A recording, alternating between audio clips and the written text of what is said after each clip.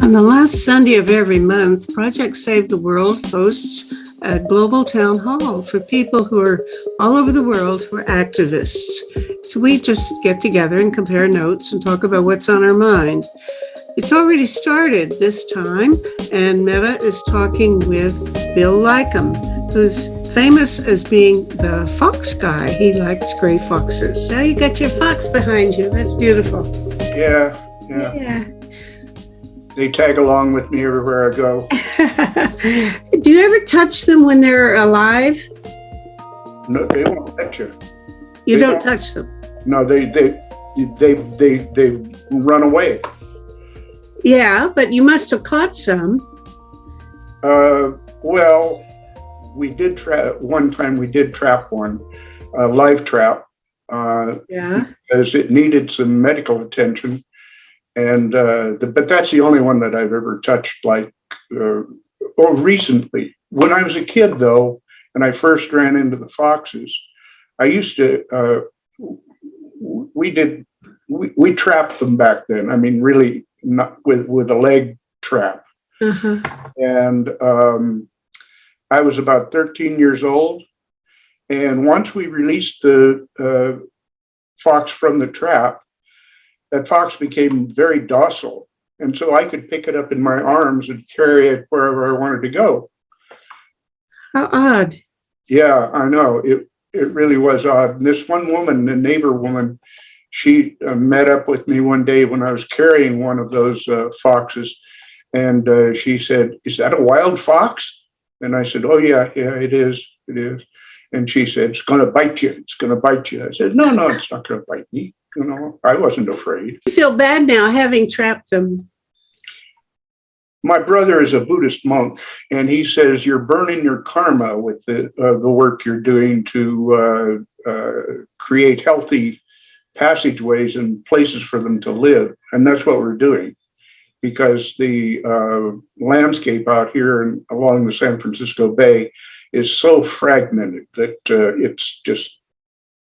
it needs a lot of work. Uh-huh. And that's what we're doing. Well, okay, I'm glad you're burning your karma. Do you have is there a ledger someplace that you could consult and see how much progress you're making? Not quite yet. We're putting together the teams like in the neighboring cities that we're going to be working in, and the California Department of Fish and Wildlife. We're pulling all that stuff together right now. So as soon as that all comes together, then we'll have it. Oh, I was thinking of a karma ledger. A karma ledger. No. No. See, I'd like to know whether I'm making any progress or not. I have to depend on Adam to tell me whether or not I'm good.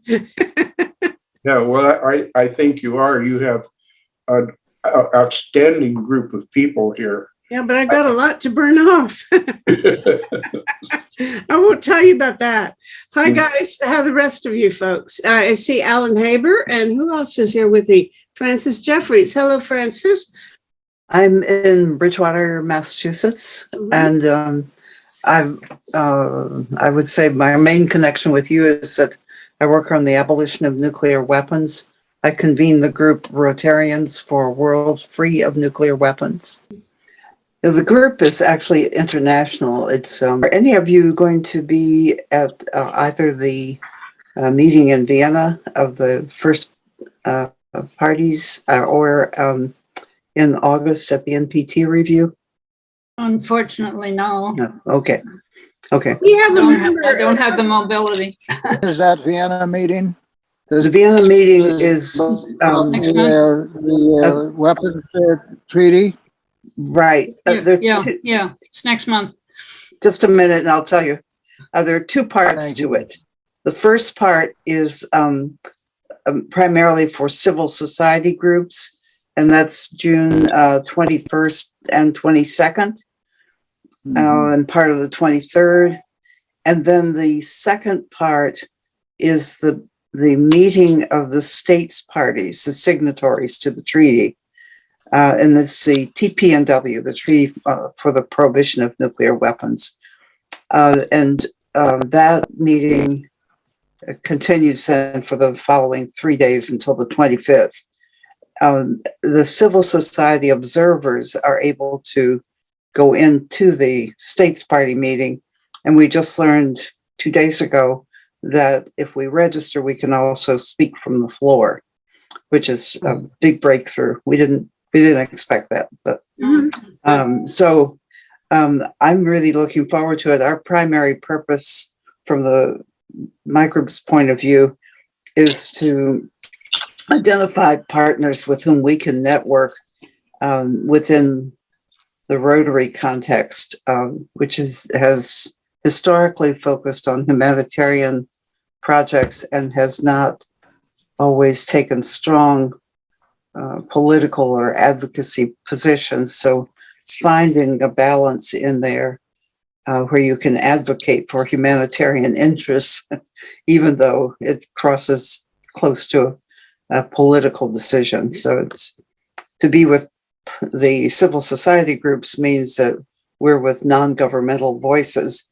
who are in the same position we are. We can't actually make a decision for a government, but we can certainly influence. And together, I think we have quite an opportunity. TPNW started after 3 humanitarian conferences, Right. and has focused primarily on the humanitarian issues. Right. So, and it was But very much endorsed by the International Red Cross, Red Crescent. Right. But the final decisions to sign are within governments. Oh, yes, And, absolutely. So we can, again, finding ways to influence those decisions, knowing you aren't actually the one who will make that decision. Yeah. So, Okay. yeah. Because so I'm a member of IPPNW Canada, so I think there will be some representation from IPPNW there. Yeah. And, In our Rotarian group, Ira Helfand's a member of that. And then another person not in IPPNW, but Joseph Gerson from was American Friends Service Committee and now the Campaign for Peace, Disarmament, and Common Security. Can you remind me how the venue got changed? They were, Tariq Ralph never wanted to go to New York, and he kept complaining that they should change it away from New York anyway. Well, the major problem are people being able to enter the U.S. easily. The visa and COVID requirements at the time they had to make a decision about a site were extremely strict. They've eased a bit, but they're still very difficult. So it's much easier actually to travel in and out of Austria. And so the Austrians said, we'll take you.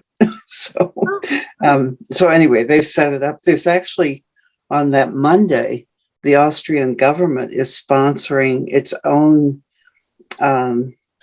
full day session that's open to the public. It'll be live streamed. I don't have the title quite right, but it's more or less focused on health issues, either related to the development of nuclear weapons, the testing, and of course, what would happen if the bombs are actually used. It's going to be an unusually interesting session in the context of what's been going on in this war, because I think the statements, particularly the statements made by Putin, have really changed the dynamics of geopolitics in general, and that by threatening the actual use in a pretty specific way, he's done 2 things. One is he's made it's already clear that the deterrence value of nuclear weapons is unfortunately pretty damn good, because the U.S. is staying out of it precisely because Putin has nuclear weapons. Otherwise, you can bet they'd be in there. But on the other hand, instead of making everybody say, well, yes, I guess we better get a few of our own nukes just to be on the safe side. It ought to scare the daylights out of everybody and make us aware that, look, these things are really as dangerous as people have been claiming all along. Somebody might actually use them, and look what would happen. So I think it's a very, the arguments for and against nuclear weapons, I think, have basically changed valence, or rather, at least the weight, because some things have become more credible than others. For example, I heard one woman a few days ago on the show was talking about how, we want to argue about, how we've got to create better jobs for people, those people who have to make their living working on nuclear weapons. Well, that was a powerful argument, sort of, a while back, that, jobs could be shifted over to sustainable energy jobs and things like that. But as of today, the only thing people are thinking about is really war, the use of these things. And I think that nobody's going to really pay any attention to the economics of it or the job creation value of it, but really the risk, and that changes.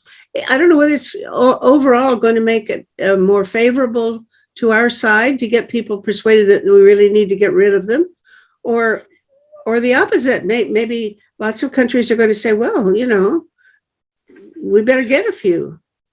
What do you think? I think what will change the dynamics is the work that is already started with the nuclear weapon states to come together. The TPNW is all well and good, but we've known from the beginning that the nuclear weapon states are not likely to sign that.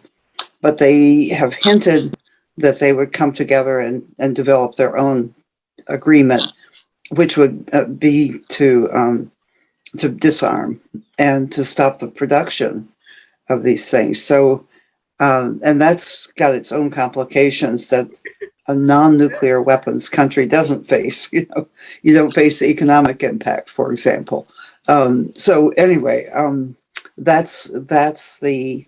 think that's the behind the scenes hope. Of course, the real hope is that everyone would sign the TPNW, but again, not likely. And the TPNW also doesn't have a schedule for inspection and a review of the treaty, which the NPT does have. So the NPT has to be reviewed every 3 years. It's gotten delayed a little bit in COVID, but it's back on track. And then I thought it was every 5 years. Every 5 years, sorry, every five. Excuse me. And of course, they have to meet beforehand to prepare an agenda. Then the agenda has to be approved. Then they can have the review. But it also includes a schedule of inspection where that is a very formal structure of how often it gets done, what the receiving country gets to choose, what the inspecting country gets to do. Very, very precise. And those things aren't spelled out as clearly in the TPNW. So I've been a subscriber to Peace Magazine for a number of years. Well, bless your heart. I love my subscribers. I hope you stay with us as we switch over to digital. Not going to be printing in paper anymore, which has advantages and disadvantages. People like to have paper magazines, but we can't mail them abroad very well. It's too expensive to make it realistic. So if we go digital, which we're doing, we can probably get subscribers from other countries. Where are you located? Winnipeg. Manitoba, has floods in certain places, the Red River Valley and other places. How come? Is this a regular thing you get every spring, or? No, we just had excessive rains. At any rate, we're hopeful that we'll have a growing season yet. Well, good. Okay, because we got to make up for all the missing wheat, A lot of wheat in the world that's not going to get to the mouths that it used to. Yeah. And I'm worried about that. I think we're going to have a famine in North Africa. That's what looks to me like. So, Margaret Rao, how are you? What's up? Good. Just getting over COVID. Oh, Good for you. So yeah, I'm glad back you're getting online. Was it too bad or not? I haven't. Well, it lasted for 12 days, so almost 2 weeks. Any- But yesterday I attended Canadian Unitarians for Social Justice. I just stepped down from the board. Oh. Our AGM, and Tamara Lawrence was our keynote speaker. And as you know, she's connected with you, and also Canadian Voice of Women for Peace. She does wonderful work. I don't know anybody who knows as much about the connection between, global warming and militarism as she does, because it's her PhD thesis. She'll be in Kansak, in Ottawa next week, June the 1st, for the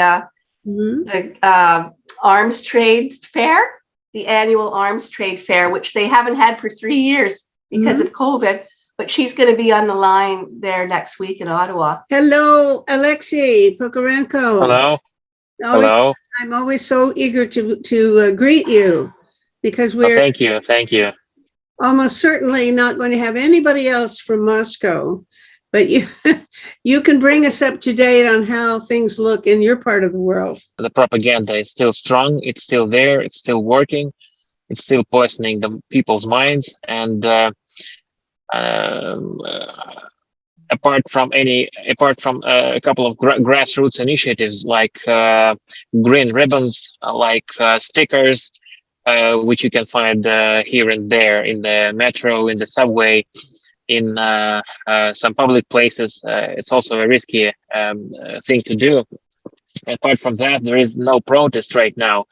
Maybe no demonstrations, no pickets, nothing.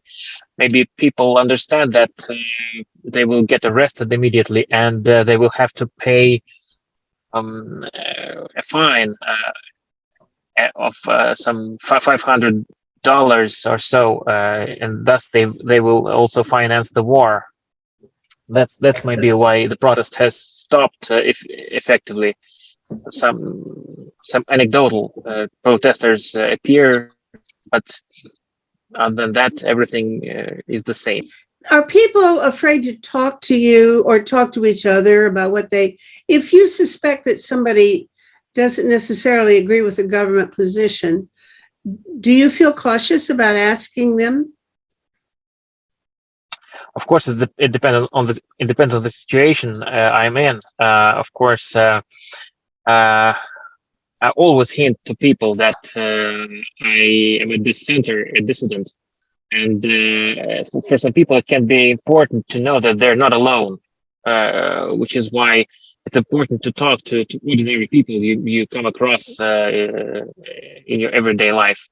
That's what I think is a very efficient way of struggling with propaganda, and I'm not cautious in that way, because only formally you can only punish people for public denunciation of public denouncement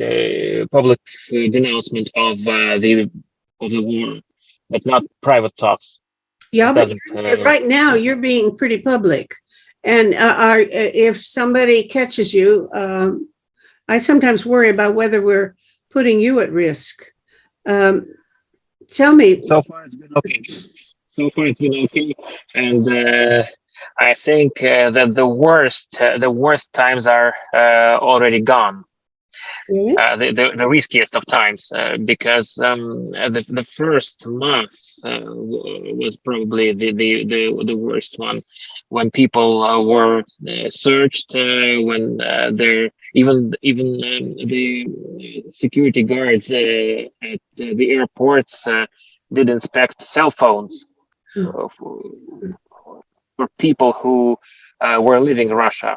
Who were leaving Russia for any reason, especially when someone had a Ukrainian passport, someone had like a story of being convicted for or being fined for political activism or something. But so there's lots of evidence that people were searched very, very carefully, and even their WhatsApp, their Telegram messenger was inspected very carefully. But now it's no longer the case since late March. I think the regime is also in kind of in fearing to do something really hard, to go hard on people. You can break the stick if you bend it too much. Maybe they understand it right now that maybe they know that people are angry or whatever, something that you don't really see with the naked eye. But maybe they have their secret surveys which show that people are kind of boiling under the lid.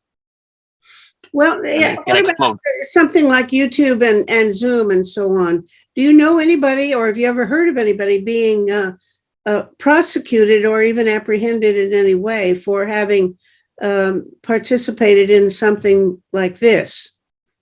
Not really. Mhm. Yesterday, I heard a podcast.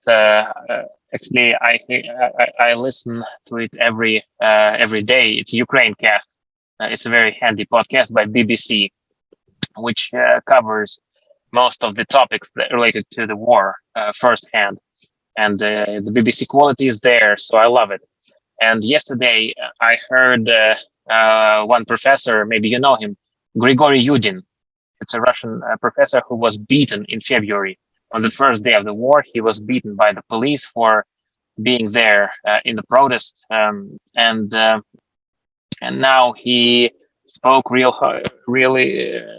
very openly about the war. About he called the war, and he didn't fear. And the question was, do we not put you at risk? And he said, I'm not afraid. It's more important to spread the word. Mhm. Well, you have to give hats off to anybody who's that bold, and frankly, Yeah, to you, sure. just I'm sure that it's not fun. Do you run into people or see people actually having an argument about it, or is this something people try to avoid the subject? How do they handle disagreements? It's rather avoidance. In my experience, it's rather avoidance. Unlike 2014, the Crimean rage, I would say, which was back then when people were wearing flags, they were just very enthusiastic about the Crimea. Now people are rather suppressed or depressed, maybe you would say. It's not, people do not look like happy people. They're just they feel they have to go by the governmental point of view, but they're not enthusiastic about anything for what I can see in my daily life. Mhm. So rather, they will try to avoid the difficult truth. When you confront them that there's war, okay, we don't know everything. There are points of views, there are opinions. We don't know the truth. But I think it's a psychological self-defense, Mhm. and in some cases it would be cruel to deprive people of that right to defend themselves psychologically. Mhm. I would be very cautious about this Mhm. because it's a difficult work to admit you've been wrong. You've been wrong in believing in Putin. You've been wrong in supporting his politics. You think that there are people who really secretly feel that that is their right point of view? I see. I mean, we hear here that something like 80% of the population supports Putin, and of course, how do I know? But if people are avoiding the subject, it must not mean that they're enthusiastic about Putin, as you say. Mm-hmm. By the way, do any of you folks here joining in this want to ask Alexei, rather, some questions that occur to you? I tend to monopolize his time here with us, but as some of you may want to ask him about life in Moscow nowadays, feel free. Right away. Okay, I've got one. Yeah. Alexei, Sure. I've been wondering, as this war goes on and more casualties are Russian casualties are created in the process, is there any discussion there in Moscow that about the young men who are coming back in coffins? Or does that make sense? Yeah, sure. I see what you mean. And it's a good question. Thank you very much for this, because it's really strange how the situation looks in this respect. Because first of all, the government is trying to conceal the number of casualties at war, and even a special law was adopted back in 2015 that bans any attempts to collect information about casualties at war or in peaceful times. So now officially we don't have a war. So this is not legal to try to somehow spread any information other than the official governmental figures, which are too small just to believe in them. That's one thing. Other than that, they also try to have as few coffins as possible going back from Ukraine. They have what you call mobile furnaces to really burn the bodies on the spot.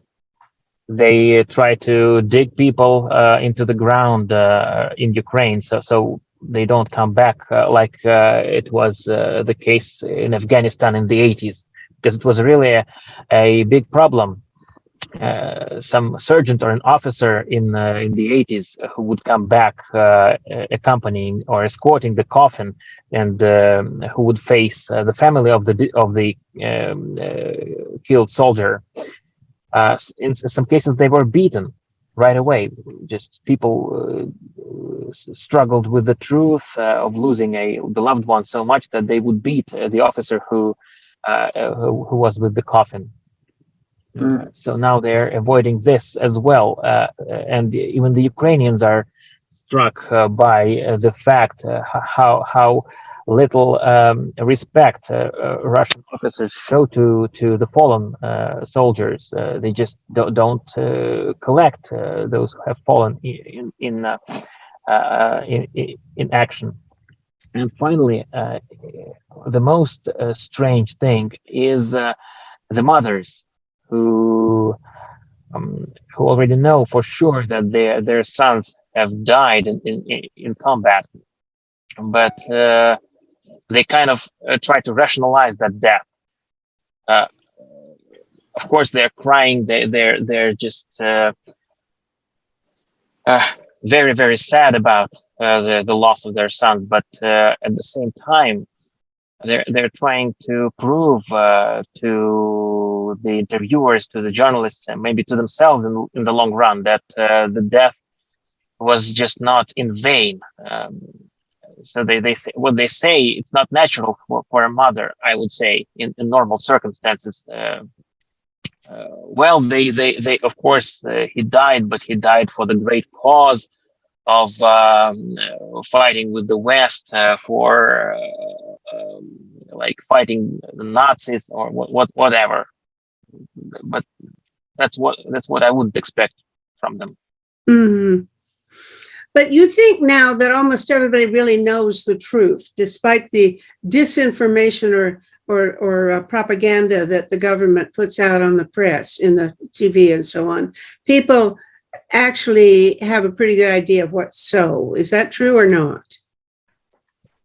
Many people just don't want to believe, even if they have access to the information, even if they have read certain alternative sources of information. they kind of build a wall between themselves and that information, which makes this alternative information almost useless to them, because they go quite far to convince themselves that that's all lies, that only the Russian government media tell the truth sometimes.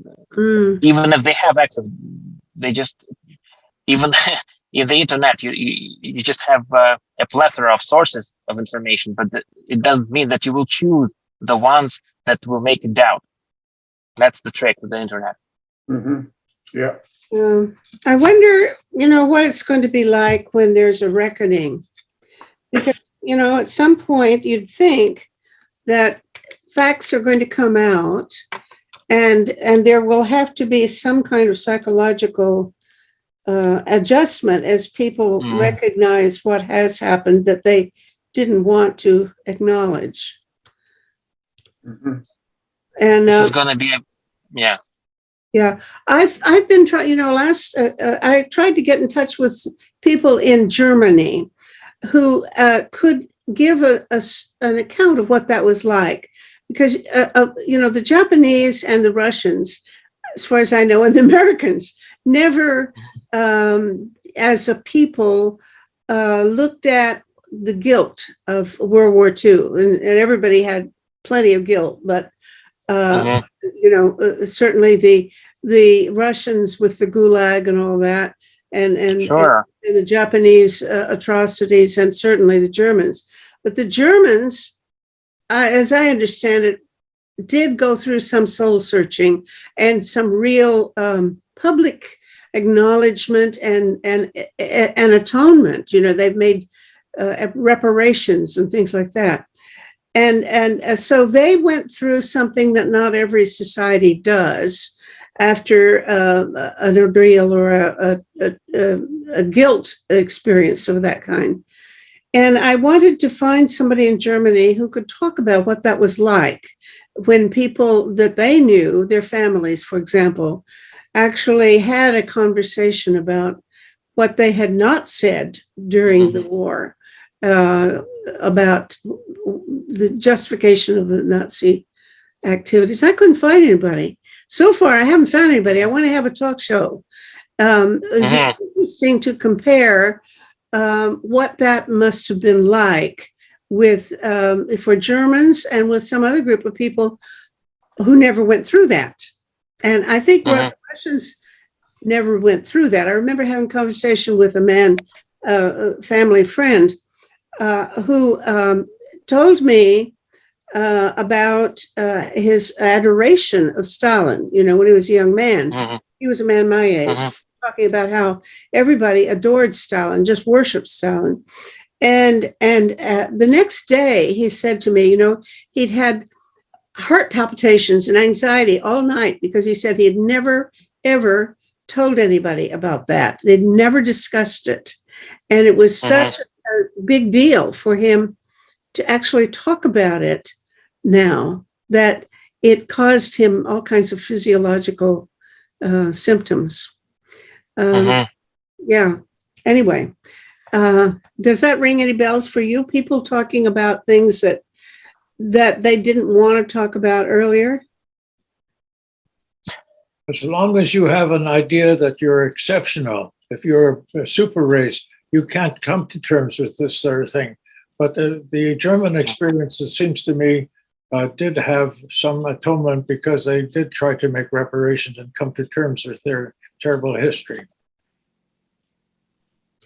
Well, I don't think that the Russians claimed to be a super race. It was the Germans who claimed to be a super race, but they got over it, for sure.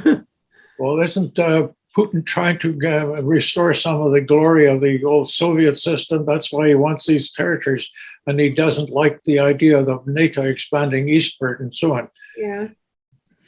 Well, I think it's easy to make a claim about those who believe in a super race, but I believe that the people who really began the movement for reparations and the reconciliation in Germany were people who had just looked the other way, who didn't know what to do, who didn't take the action.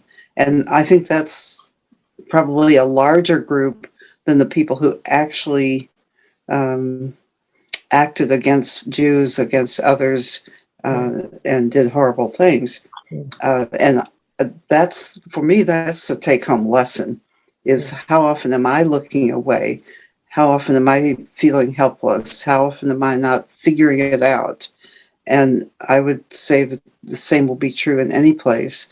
I believe the situation in Japan's different because the United States, which really hasn't said they did anything wrong in World War II, just simply occupied Japan. The U.S. doesn't control Japanese politics now, but there's still a reluctance to acknowledge culpability, as I understand it.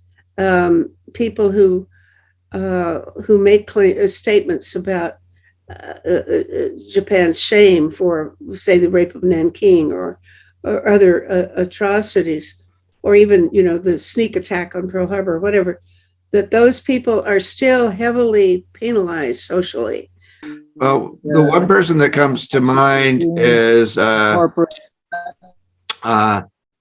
Gary, who became a world citizen. Mm-hmm. And he was an American bomber and bombed Germany. And his brother was killed in the war. And then after the war, he went back and looked at the cities that he bombed. And he renounced his American citizenship and became a world citizen. So that's one very particular man's story and how he reacted to the war. Very extraordinary man. Exactly. Yeah, really remarkable. Asking about how people react in hindsight or after war, and I think a lot have post-traumatic stress disorder, and Charles can certainly speak to that at greater length. The second is Gary's example of renouncing his American citizenship and becoming a world citizen, I think, is an extraordinary reaction and a very positive way of dealing with the trauma. Alexei, if you want psychological assistance for anybody there, please contact me. Thank you. Thank you. There is, and we can teach people online how to work with psychological assistance. So please do contact me. So how can I contact you? Look at the website www.cwwpp.org. Mm-hmm. Thank you. Got it. Thank you. And there's a contact thing there. There's a contact page there. Sure. Thank you. Second of all, Meta, if you're interested in reconciliation and people speaking after the Second World War, and also reconciliation between Jews and Palestinians, look at the work of Dan Bar-On. Mm-hmm. Dan died a couple of years ago. Spell the last name, please. B-A-R, one word, and then O-N. Okay. He was at Ben Gurion. He worked with a Palestinian named Sami Adwani, and it is absolutely excellent work. I heard him speak. He was in Croatia a couple of times, and we were in correspondence for a while. He did work between the children of Nazis and the children of the children of Holocaust victims. Very, very powerful work. And he and Sami were doing history projects, which was very sensitive, but was very, very interesting. I could get him as a speaker on my talk show, because well, he's dead now. He died a few years ago, but Sammy, I haven't been in contact with Sammy in a very long time. Sammy's name is what? Full name? Adwani, Adwani. Okay. Well, thank you. Please do. They're very interesting. We've also now got a group working with Ukrainian refugees in Tbilisi, in Georgia. And they were talking last week. We just started the group, and they were talking about the problems of children. But we've worked with both sides in this war, in the Western Balkans. So I'd be very interested in working with Alexei in that sense.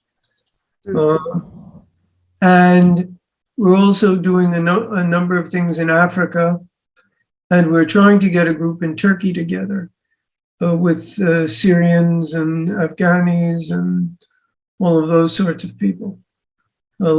So we're busy as all get out. Again, the whole idea being to teach people to assist one another in terms of giving one another psychological assistance, teaching them how to do this and all the rest of them.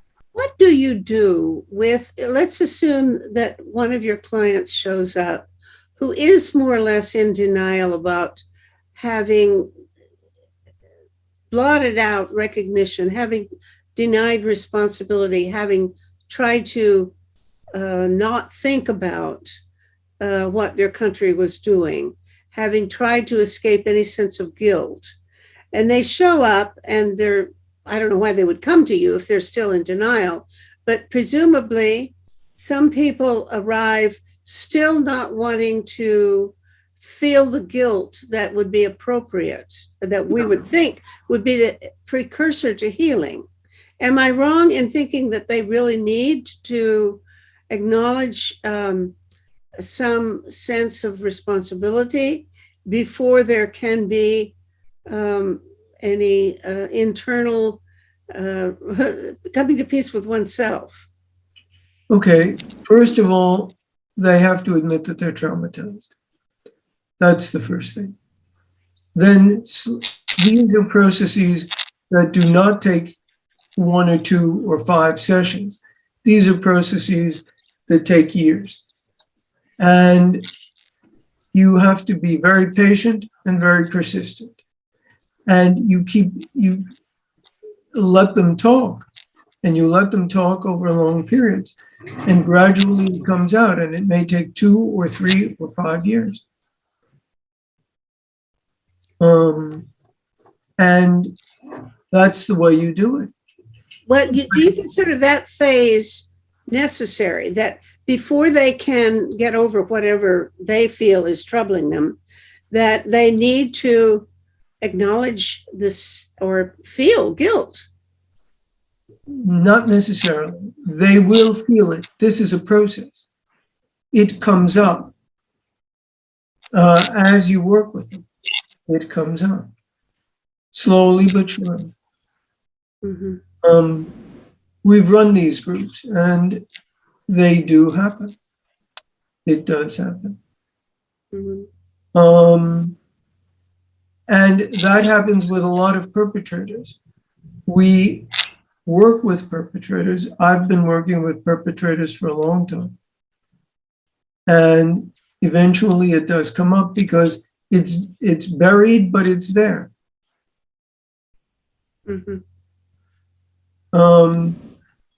It takes a while. It takes sensitivity. It takes persistence. It takes patience. He had mentioned Operation Paperclip, which was the United States using and recruiting scientists and scientific research from Nazi Germany after the war. I see. Okay. And I wonder about the ethics of that, if we've seen that with other conflicts as well. For example, a lot of the rocket-related research for space was, derived from some of the German scientists, and then also a lot of the research on frostbite was from Holocaust victims and things like that. Frostbite? Did you say frostbite? Yeah, so a lot of the research on frostbite damage came from people who were tortured during concentration camps. You expose them to extremely cold temperatures. The Nazis wanted to see the limits of the human body. Well, I'm still working on the whole educating with regards to the waste production of the nuclear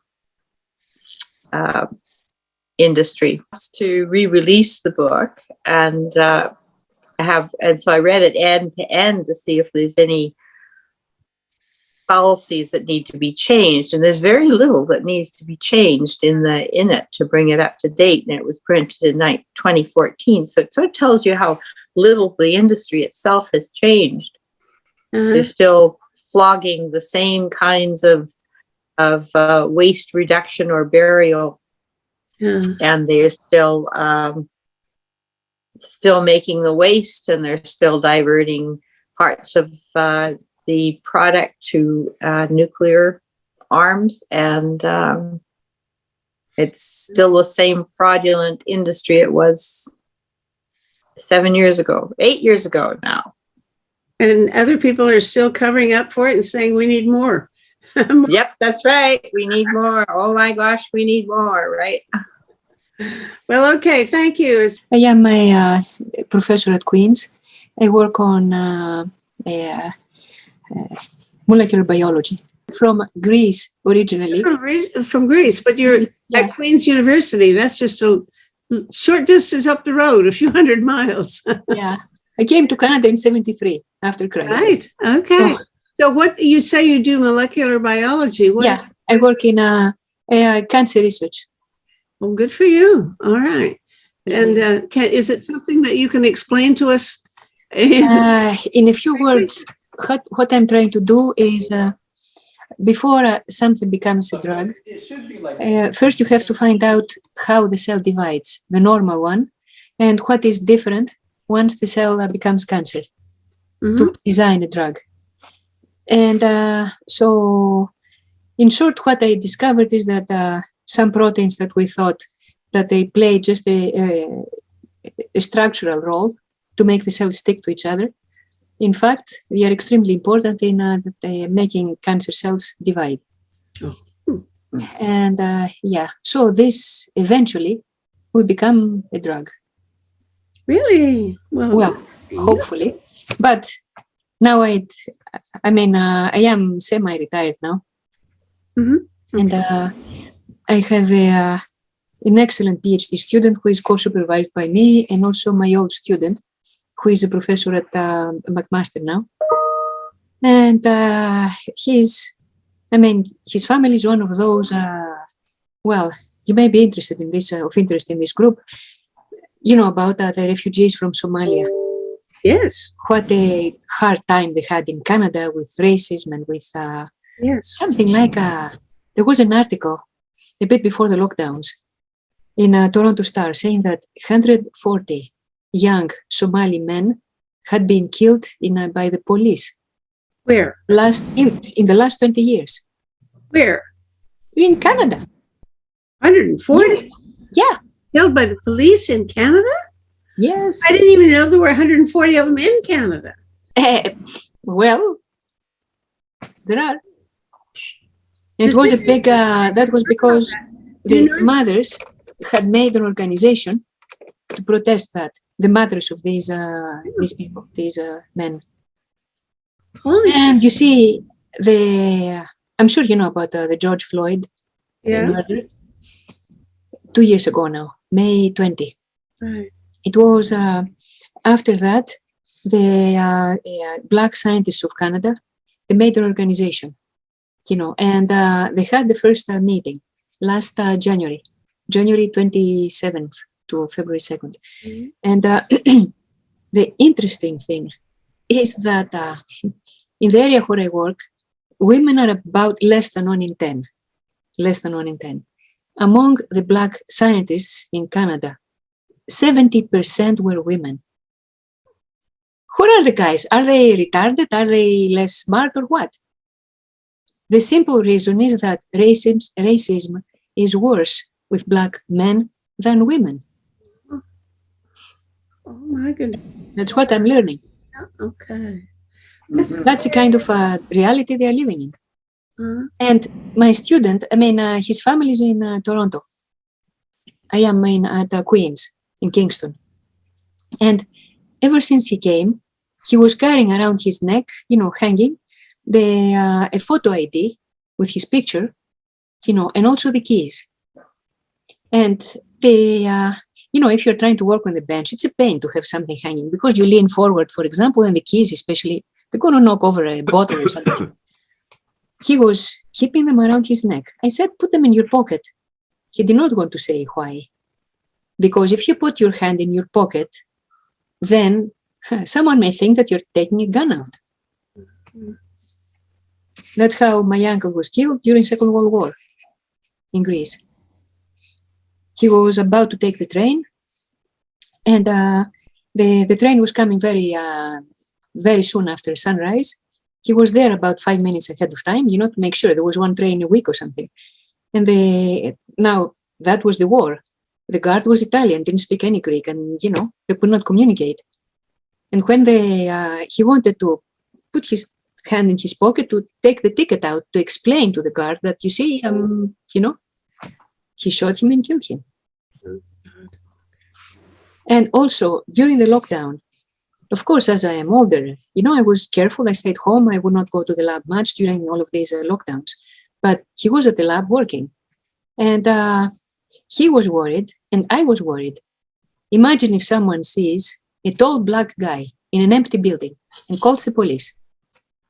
Mm-hmm. You see? Yeah. Well, this is the reality that Black men, especially, crazy white supremacists in Canada, we have plenty. Last January, remember, February in Ottawa? I am an artist and a nurse, and I really love working with the nuclear people in our surroundings. Mm-hmm. Nuclear people being who? Nuclear Waste Watch and and so on. Okay. Well, what is going on in terms of nuclear waste activism in Ottawa? Right now, we're holding hearings on Tuesday with the Nuclear Safety Commission, and we are trying to prevent the building of an above ground facility to contain 1 million cubic meters of nuclear waste right by our river. Oy.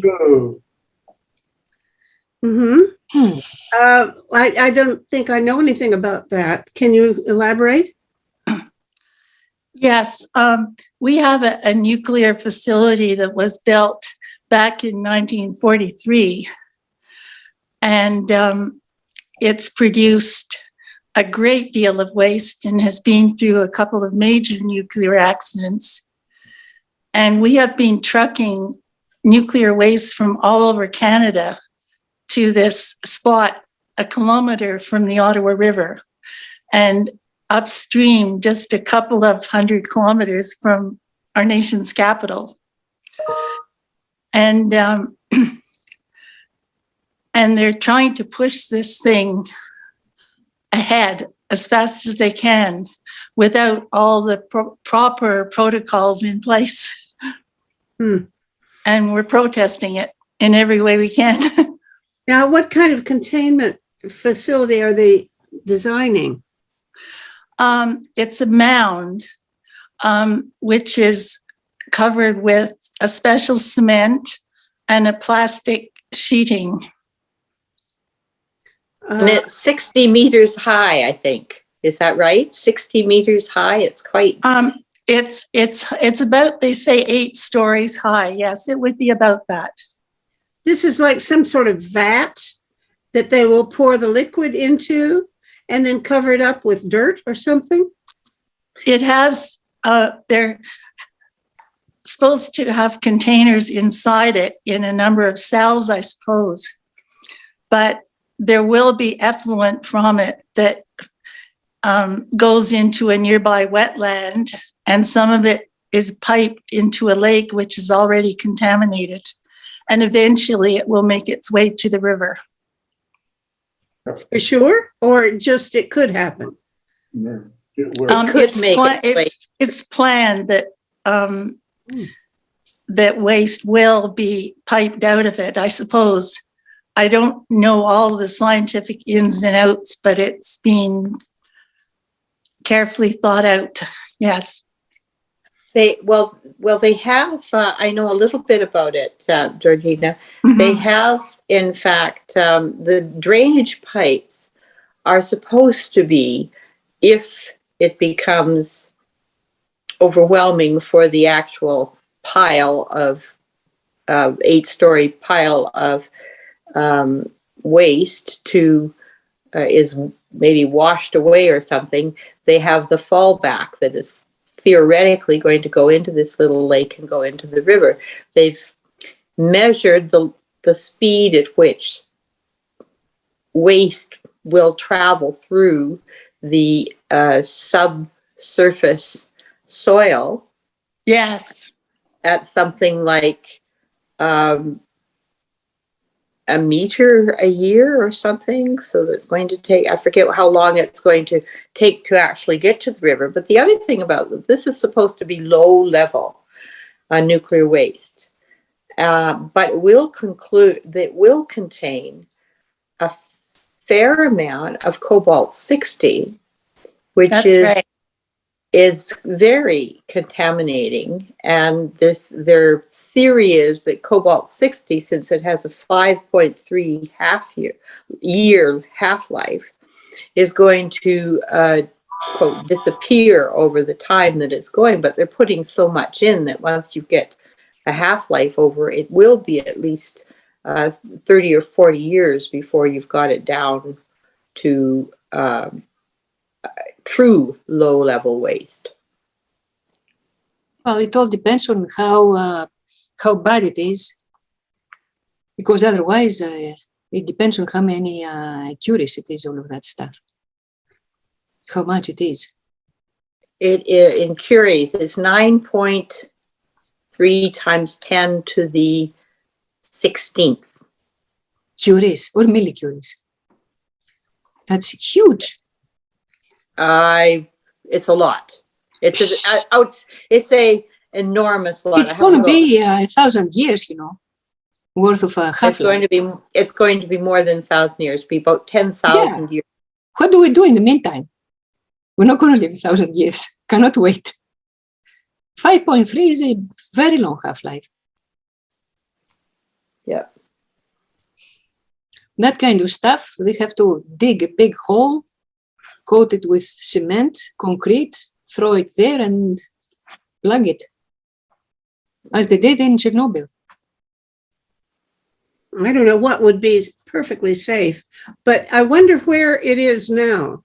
If the stuff is there, what else can you do that's safe? If they're going to put it in this new facility, it must be because they think that's better than where it is now. So where is it, and why is it there? Where did it come from? What is this all about? Well, a lot of it is actually on Chalk River site already, but in barrels and in a somewhat messy, scattered state. Some of it will be waste, as Georgina said, trucked from elsewhere. Supposedly, it's supposed to be all Canadian, but we have a deal. If we export cobalt-60 to other countries for use in their medical system, we have to accept the waste back. So there's that source of international. There are some people who may be paranoid or not, or may be factual, who believe that there is other cobalt-60 coming back with that.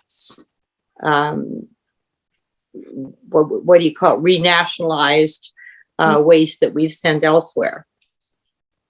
There is, and I think that CNL is very interested in the fact that this thing going ahead will provide an income if we accept waste from other places. So there are many people that are on the various panels looking at this who are quite upset about that. Because in fact, Canada made a deal somewhere back in the 1960s that we would not accept waste from other countries. Mm-hmm. Is this a done deal or? Well, we can be very optimistic, Meta, that presenting to the CNSC our objections that we could turn the ship around. But the CNSC is the Canadian Nuclear Safety Commission. Is really a purchased by the industry organization. It's theoretically the CNSC is supposed to both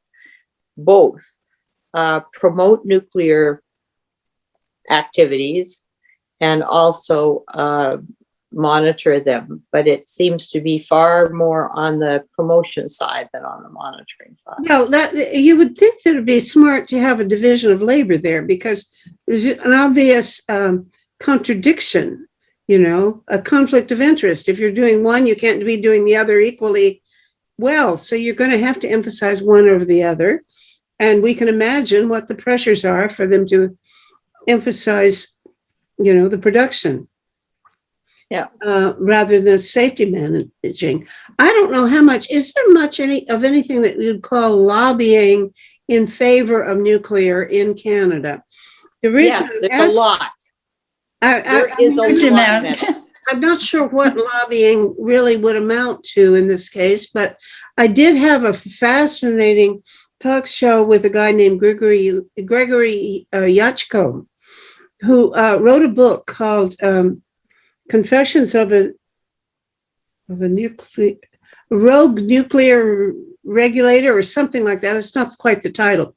The point is, he had been the regulator, the person in charge of the nuclear commission, the regulatory commission in the US under Obama.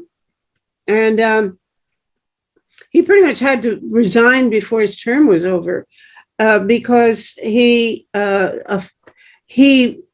put priority of safety over everything else. And he said, basically, he couldn't regulate it because the lobbyists had too much power.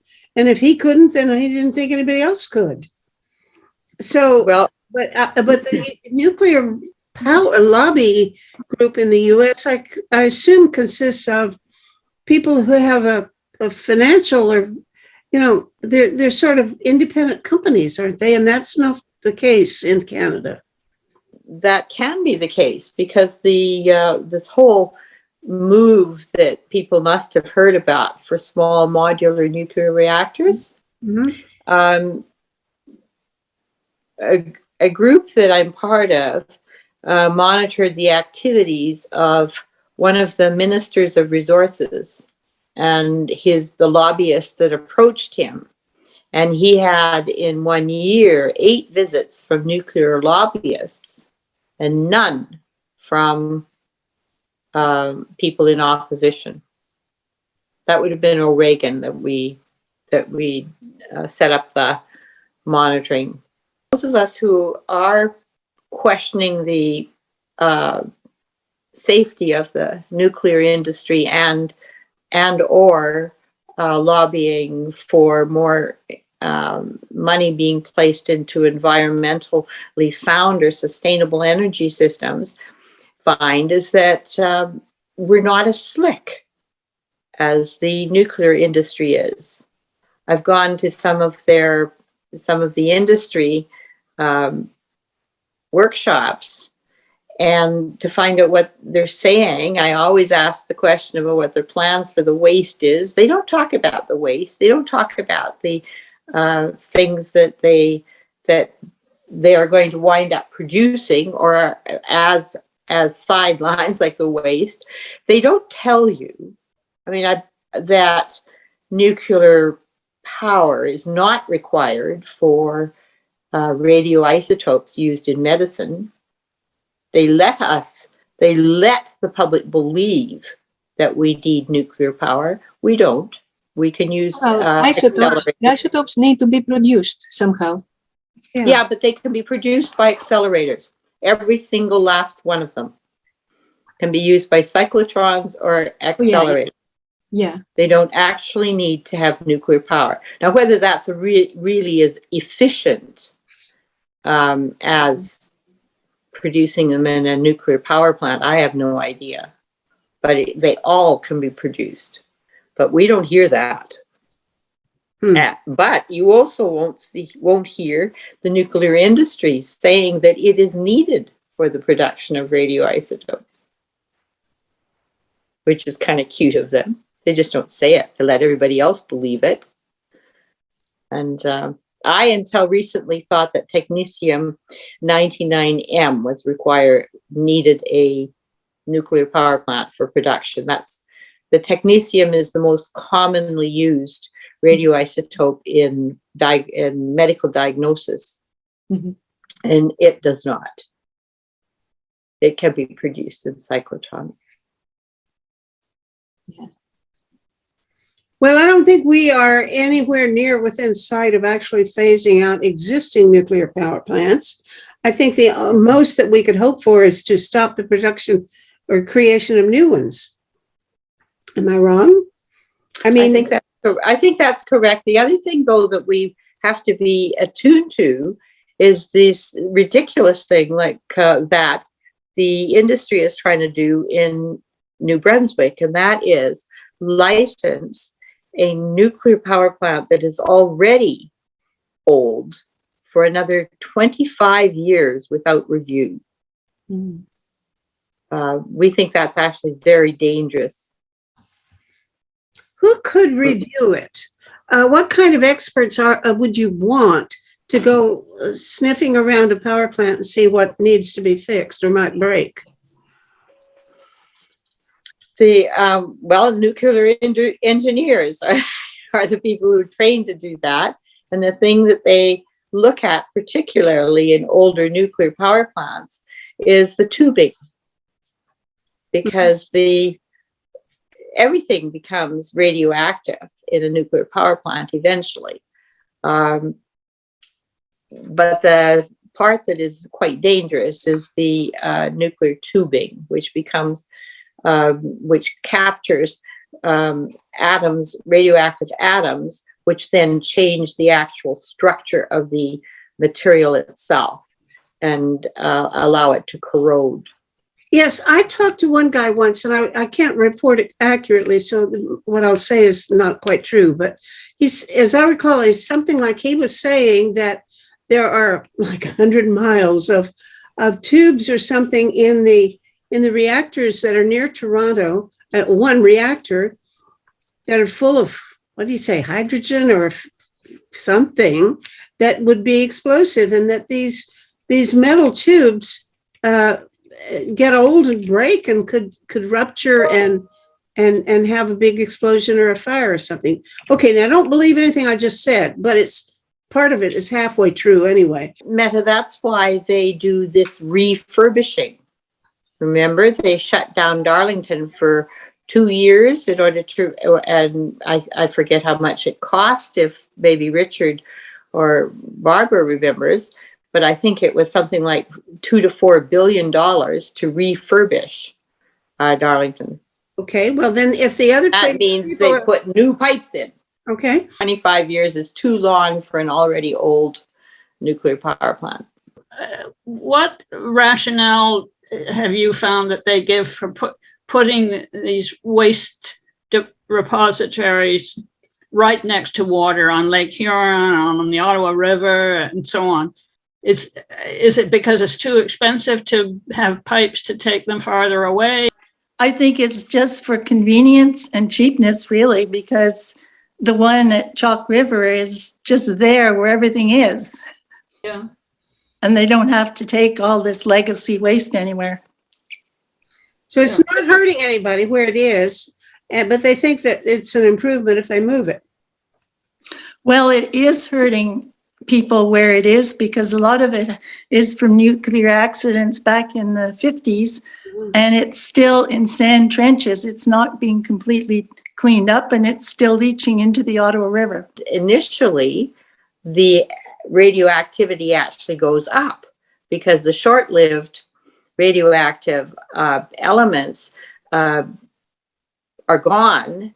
The longer radioactive elements are building up. And so you get more and more of the longer acting radioactivity going on. And we have it still above safe levels 1 million years from now.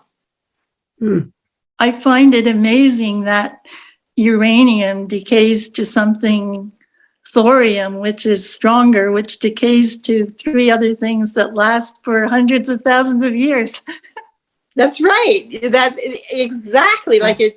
Like you think, okay, well, the uranium is going to just simply disappear, right, in a few billion years. But forgetting that all of those intermediate steps are even more radioactive than the uranium itself. Well, depleted uranium, you know what they do with it?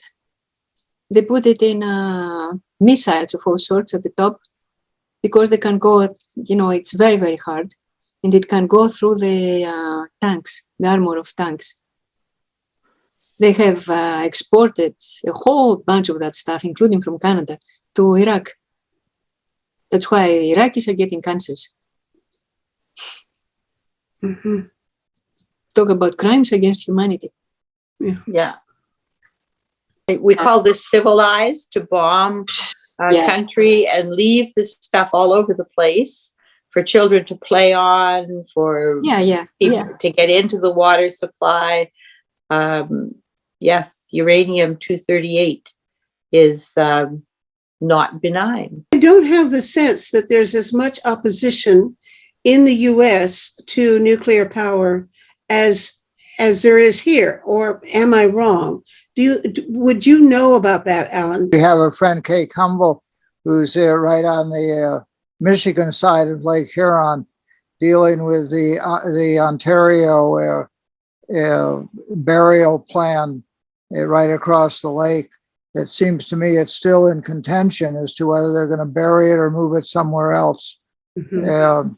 And we have a number of it. There's a plant in Michigan that they're trying to close down that I think we have just succeeded in having them close down. Palisades reactor. So just about all of these reactors that are aging out are under protest to close down. And there's nothing new being designed for new nuclear power in the United States, as I understand. So all the nuclear power people are at full speed to develop improved reactors to spread around the world. And I've seen recently a number of distressing articles saying that raising questions as to whether renewable energy is really deals at all with the energy needs, and that between the indeterminacy of solar and wind and the costs of the materials for that nuclear power is really the efficient, rational approach to our future development until a whole new technology might develop. I was unhappy to see this new pseudoscience or real science intrusion into the debate. I thought it was pretty settled that the direction to go that was feasible was toward renewable energy of solar and wind and geothermal and so on. But there's a new counterpoint saying that is a lot of pipe dreams, and actually the efficiency of nuclear power is the only thing that is going to get us to the next stage of economic development. If the world society says that we need a next stage of economic development rather than to seek toward a stability in our economies rather than a growth in the economies. So there's a lot going on the nuclear power front. every one of these reactors is under contention and protest. But there's Are they promoting small modular reactors in the U.S.? Yeah, that's sort of the new way. And a while ago, I was very involved with the people from the Serpent River, which is up further north in Lake Huron, where way back in the maybe it was in the 40s where they began to mine uranium, and they have uranium trailings all down that river that is polluting the whole indigenous land there. And the Serpent River people were making protests, and with maybe some success. Well, one thing that I have just come across yesterday or today was an article, I think it's in the Globe and Mail, by Thomas Homer Dixon and two other people, colleagues, or I think one woman is a European. And what they were writing about was the notion of using hydrothermal in a way that has been pretty much ignored. The Canadian plan for sustainable energy hardly mentions geothermal. And that's because there are very few places where you can get it close to the surface. You need to drill down, and you can get it where you have certain I guess, repositories of hot water or something. But that's not what they're talking about. They are proposing that if you drill down deep enough, like miles down into the core of the earth, that you can get heat anywhere in the world. And the point is that people are working on new technologies for drilling, which will make it affordable to do that. So Homer Dixon's argument was that Canada could become a leader if we just put our energy into trying to develop that technology quickly. We could produce energy that we could export as electricity to any place in the world. I didn't see the article, but I know that in California, the hot lakes on the east side of the Sierra have enough heat that could generate enough electricity to power all of California. But actually transporting the electricity across the mountains is what the problem is. That it's not just so simple to say the electricity can go anywhere in the world that you want it. Well, it really can, because not in this article, but elsewhere I have read that what you want to do is convert it to DC, direct current, instead of AC. And if you have DC, you can shoot at very great distances. And so you could have, well, they're talking about, for example, having solar concentrating power stations in Africa, especially North Africa, which then could be sent to Europe as a major source of energy or electricity for Europe. We've got two experiments in Saskatchewan that are using geothermal in two different ways. I won't try to talk about the one because I don't understand it, but the other one is simply heating from the earth that you've already mentioned, except that we don't have to dig that far. It's 80 degrees at 200 meters. They did show a photo of a power plant that was doing this with deep drilling. I think it was in Saskatchewan. Generally, nuclear industry people say, well, we need to have nuclear for base load. Nuclear is actually a very bad choice for base load because it can't move. Base load needs to fill in the empty spaces. When electricity waxes and wanes, and nuclear can't move quickly, so it can't fill spaces. Nagasaki Day, August 9th, so we're working on in Toronto. Oh, good. Okay. What's that are you going to have a real event this time, or is it all going to be virtual? Yeah, there certainly will be a virtual, whether there will be a real element to it, we're not quite sure yet.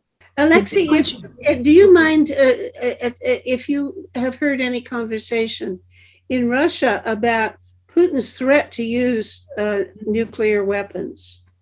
Well, as for the threats, this might be kind of um, again trying to scare the voters, the Western voters, who are very sensitive to things like that. To change the public opinion regarding the regime and the war, but I don't think there's anything serious about those threats, really, because I agree with the people who say that nuclear weapons could have been used if the war were successful. But now, once the war has turned into a complete failure for Russian troops, successful? I mean, if the war were successful for the Ukrainians, for the regime, for the regime. I'm sorry, yeah. But now it's turned into a complete failure for Putin's regime. Now that doesn't make sense to me. There's no way where if Putin were winning, he would not be considering using nuclear weapons. He wouldn't have to. It's only if his back is to the wall, when he's really losing, that people are afraid that he'll use them. And I think that's realistic. He very well might. This is a guy who doesn't like to lose, and he'll do almost anything in his power to keep from losing with no conscience. So how can you say that it would be the other way around? I don't understand your reasoning. Well, if he were winning, he could reinforce his success, having a kind of support, public support for his actions, whatever they be. But now that he's losing, people will not understand such a risky step, and there is no one has an idea what could be achieved through using tactical nuclear weapons in this context of a very unsuccessful military operation, as they call it.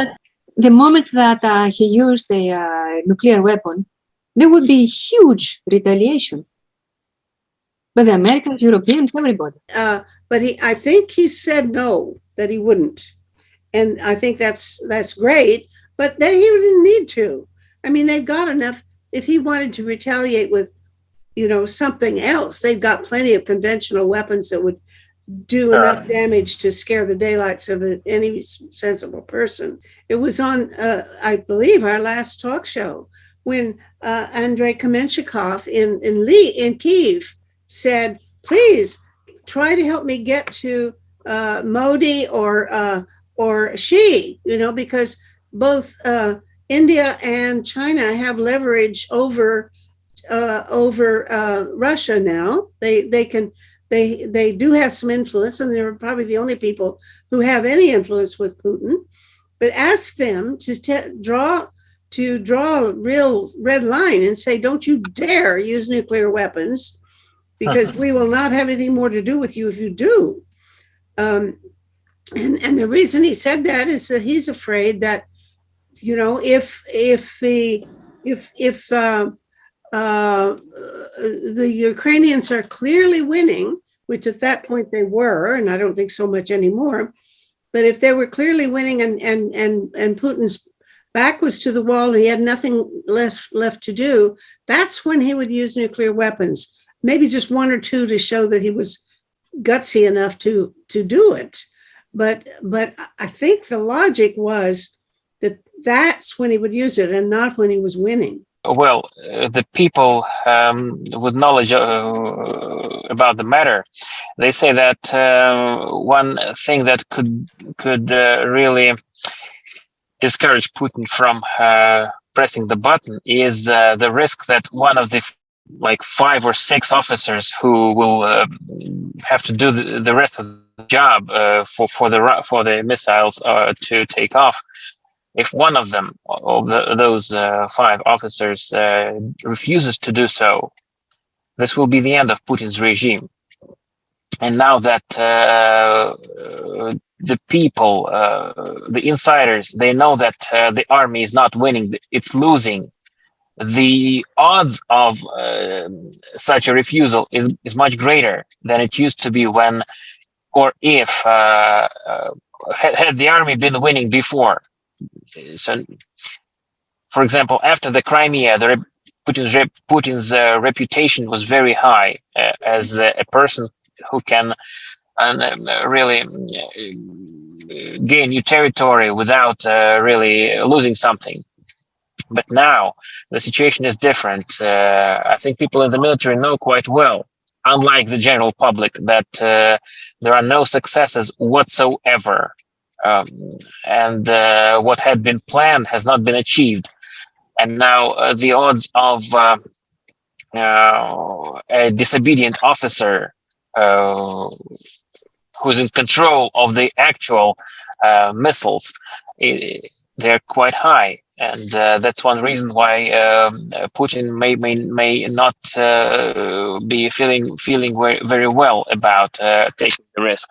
That's one thing. I heard that Putin is very sick. I've Is heard it that true? too, but how do we know? Don't know. If But they anybody say- do people talk about Putin being ill or no? You know, he doesn't look all right. Lots of rumors are circulating about his terminal illness, and some journalist investigations have been published on the subject, at least in Russian media. In opposition media, not in government controlled. Of course, Putin's state of health is top secret. Yeah. Publicly, he's like a strong man who never even catches a cold. But he catches cancer. Well, do people speculate about what's wrong with him, or does anybody there have any hard evidence one way or another? Not really. Not really. No. Have a cause? George, do you have a cause? Oh yeah, sure. We are doing quite well back home. We did a symposium back in Uganda recently from the Great Lakes Peace Center.